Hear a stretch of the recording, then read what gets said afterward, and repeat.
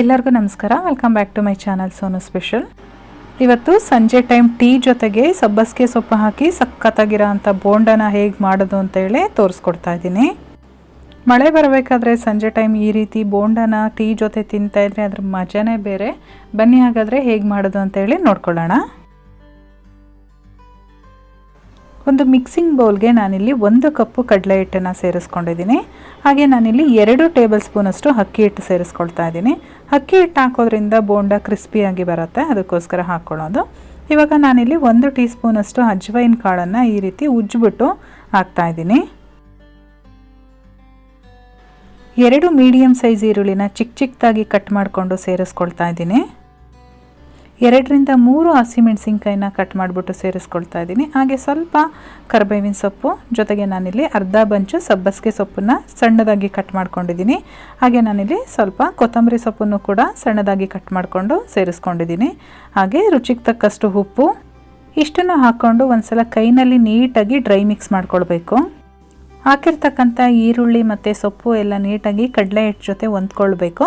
ಆ ರೀತಿಯಾಗಿ ನಾವು ಮಿಕ್ಸ್ ಮಾಡ್ಕೊಳ್ಬೇಕು. ಚೆನ್ನಾಗಿ ಮಿಕ್ಸ್ ಮಾಡ್ಕೊಂಡಾದಮೇಲೆ ಇದಕ್ಕೆ ನಾನಿಲ್ಲಿ 1 ಕಪ್ ನೀರು ತೊಗೊಂಡಿದ್ದೀನಿ. ಅದರಲ್ಲಿ ಸ್ವಲ್ಪನೇ ನೀರು ಹಾಕ್ಕೊಂಡು ಮಿಕ್ಸ್ ಮಾಡ್ಕೊಳ್ಬೇಕು.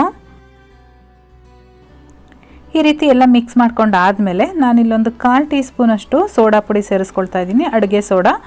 ಲಾಸ್ಟಲ್ಲಿ ಸೋಡಾನ ಸೇರಿಸ್ಕೊಳ್ಬೇಕಾಗತ್ತೆ, ಮುಂಚೆನೇ ಸೇರ್ಸೋಕೆ ಹೋಗಬೇಡಿ. ಇನ್ನೇನು ಎಣ್ಣೆಗೆ ಹಾಕ್ತೀವಿ ಅನ್ನೋ ಟೈಮಲ್ಲಿ ಹಾಕಬೇಕು. ಇವಾಗ ಕನ್ಸಿಸ್ಟೆನ್ಸಿ ನೀವು ನೋಡ್ಬೋದು, ಇದೇ ರೀತಿಯಾಗಿ ಇರಬೇಕು. ತುಂಬ ತೆಳುವಾಗಿ ಅಥವಾ ಗಟ್ಟಿಯಾಗಿ ಪಕೋಡ ಥರ ಎಲ್ಲ ಮಾಡ್ಕೊಳ್ಳೋದು ಬೇಡ. ಈ ಕನ್ಸಿಸ್ಟೆನ್ಸಿ ಕರೆಕ್ಟಾಗಿದೆ. ನಾನಿಲ್ಲಿ ಪಕ್ಕದಲ್ಲಿ ಎಣ್ಣೆ ಕೂಡ ಕಾಯೋದಕ್ಕೆ ಇಟ್ಟಿದ್ದೀನಿ. ಎಣ್ಣೆ ಕಾದಿದೆಯಾ ಅಂತೇಳಿ ಈ ರೀತಿ ಒಂದು ಡ್ರಾಪ್ ಹಾಕಿ ನೋಡಿದ್ರೆ ನಮಗೆ ಗೊತ್ತಾಗುತ್ತೆ. ಹಿಂಗೆ ಹಾಕಿದ ತಕ್ಷಣ ನೊರೆ ಬಂದು ಮೇಲ್ಗಡೆ ಬಂದರೆ ಎಣ್ಣೆ ಚೆನ್ನಾಗಿ ಕಾಯ್ದಿದೆ ಅಂತೇಳಿ ಅರ್ಥ. ಕಾಯ್ದಿರೋ ಅಂಥ ಎಣ್ಣೆಯಲ್ಲಿ ಈಗ ನಾವು ಬೋಂಡ ಹಾಕ್ತಾ ಹೋಗೋಣ. ನಿಮಗೆ ಯಾವ ಸೈಜಲ್ಲಿ ಬೇಕೋ ಆ ಸೈಜಲ್ಲಿ ನೋಡಿ ಹಾಕ್ಕೊಳ್ಳಿ. ಎಣ್ಣೆದಲ್ಲಿ ಎಷ್ಟು ಜಾಗ ಇಡ್ಸುತ್ತೋ ಅಷ್ಟು ನೀವು ಹಾಕ್ಕೊಳ್ಬೋದು.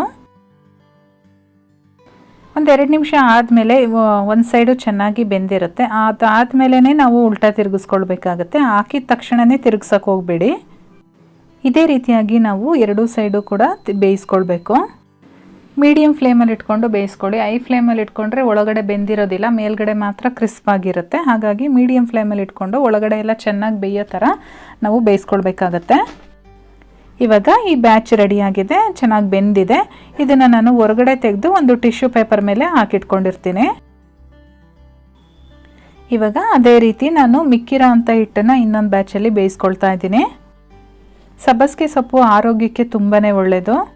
ಹಾಗಾಗಿ ನೀವೇನಾದರೂ ಬೋಂಡ ಏನಾದರೂ ಮಾಡೋದಾದರೆ ಈ ರೀತಿ ಸಬ್ಬಸಿಗೆ ಸೊಪ್ಪನ್ನು ಸೇರಿಸ್ಕೊಂಡು ಬೋಂಡನ ಮಾಡಿ. ಸೊ ಫ್ರೆಂಡ್ಸ್, ಇವತ್ತಿನ ರೆಸಿಪಿ ರೆಡಿಯಾಗಿದೆ. ನಿಮಗೆಲ್ಲ ಇಷ್ಟ ಆಗಿದೆ ಅಂತ ತಿಳ್ಕೊತೀನಿ. ಇಷ್ಟ ಆಗಿದರೆ ಒಂದು ಲೈಕ್ ಮಾಡಿ, ಚಾನಲ್ಗೆ ಹೊಸಬ್ರಾಗಿದ್ದರೆ ಸಬ್ಸ್ಕ್ರೈಬ್ ಮಾಡ್ಕೊಳ್ಳಿ. ನಾನು ಮತ್ತೆ ಸಿಗ್ತೀನಿ ಮುಂದಿನ ವಿಡಿಯೋದಲ್ಲಿ. Thank you.